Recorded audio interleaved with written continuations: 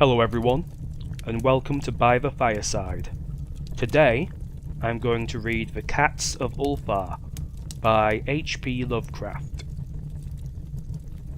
It is said that in Ulthar, which lies beyond the river Sky, no man may kill a cat, and this I can verily believe, as I gaze upon him who sitteth purring before the fire. For the cat is cryptic, and close to strange things which men cannot see. He is the soul of antique Egyptus, and bearer of tales from forgotten cities in Meroe and Ophir. He is the kin of the jungle's lords, and heir to the secrets of hoary and sinister Africa. The Sphinx is his cousin, and he speaks her language, but he is more ancient than the Sphinx, and remembers that which she hath forgotten. In Ulthar, before ever the burgesses forbade the killing of cats, there dwelt an old cotter and his wife, who delighted to trap and slay the cats of their neighbours. Why they did this, I know not, save that many hate the voice of the cat in the night, and take it ill that cats should run stealthily about yards and gardens at twilight. But whatever the reason, this old man and woman took pleasure in trapping and slaying every cat which came near to their hovel, and from some of the sounds heard after dark, many villagers fancied that the manner of slaying was exceedingly peculiar. But the villagers did not discuss such things with the old man and his wife, because of the habitual expression on the withered faces of the two, and because their cottage was so small and so darkly hidden under spreading oaks at the back of a neglected yard.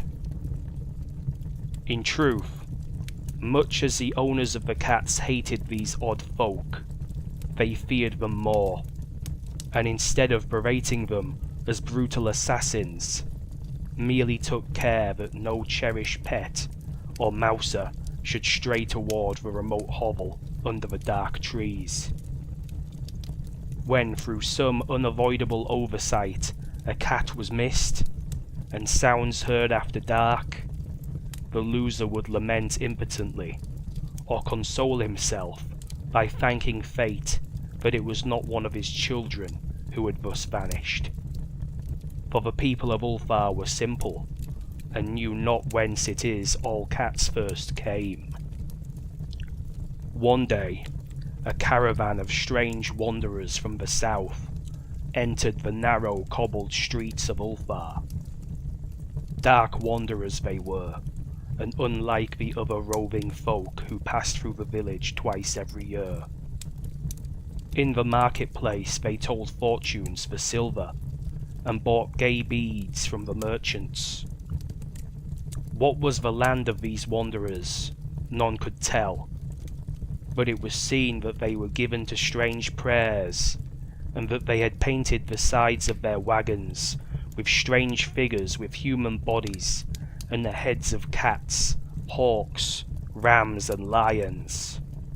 And the leader of the caravan wore a headdress with 2 horns, and a curious disc between the horns.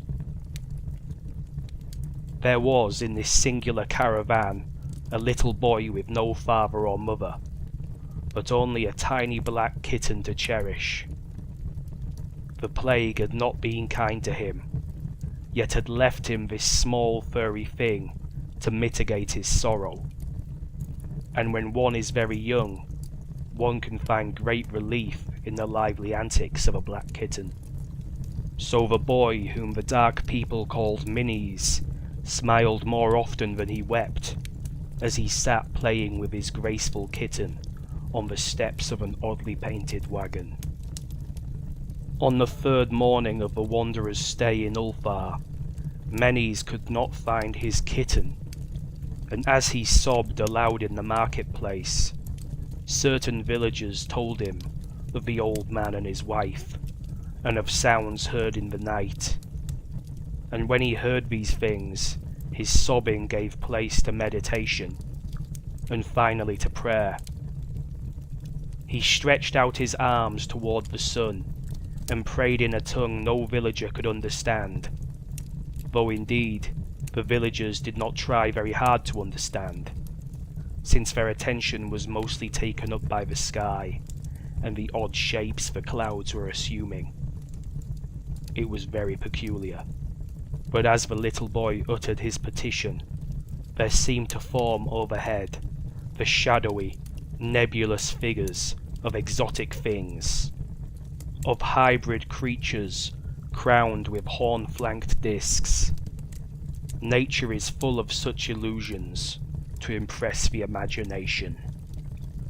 That night, the wanderers left Ulthar and were never seen again, and the householders were troubled when they noticed that in the village there was not a cat to be found.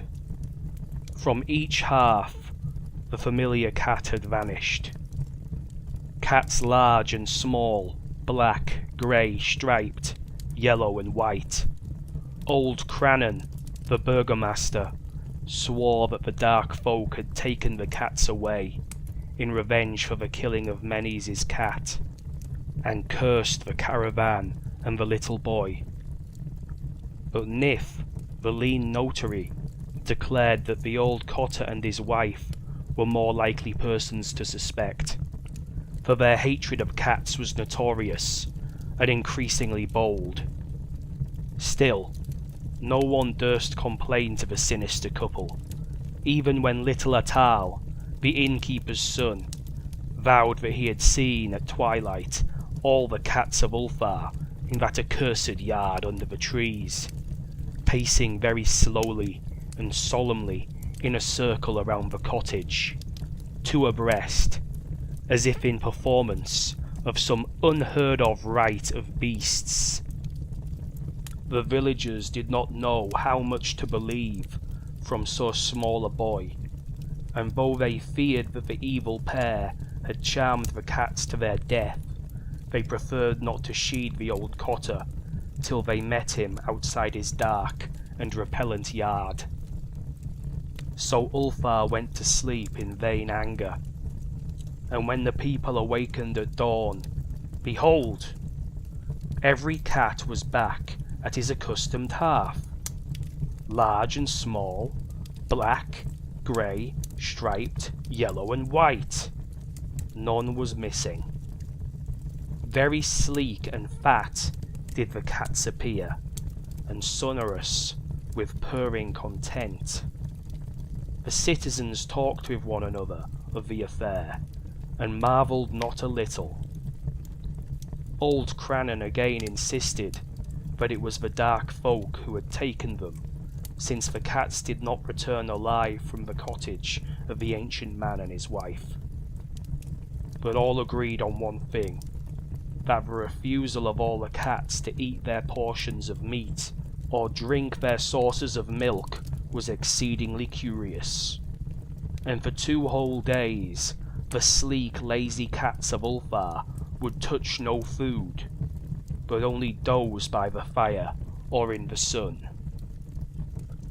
It was fully a week before the villagers noticed that no lights were appearing at dusk in the windows of the cottage under the trees. Then the lean Nith remarked that no one had seen the old man or his wife since the night the cats were away. In another week, the burgomaster decided to overcome his fears and call at the strangely silent dwelling as a matter of duty, though in doing so he was careful to take with him Shang, the blacksmith, and Fool, the cutter of stone, as witnesses. And when they had broken down the frail door, they found only this: 2 cleanly picked human skeletons on the earthen floor, and a number of singular beetles crawling in the shadowy corners. There was subsequently much talk among the burgesses of Ulthar. Zath, the coroner, disputed at length with Nith, the lean notary, and Crannan and Shang and Fool were overwhelmed with questions. Even little Atal, the innkeeper's son, was closely questioned and given a sweetmeat as reward. They talked of the old cotter and his wife, of the caravan of dark wanderers, of small Menes and his black kitten, of the prayer of Menes, and the sky during the prayer, and the doings of the cats on the night the caravan left, and of what was later found in the cottage under the dark trees in the repellent yard.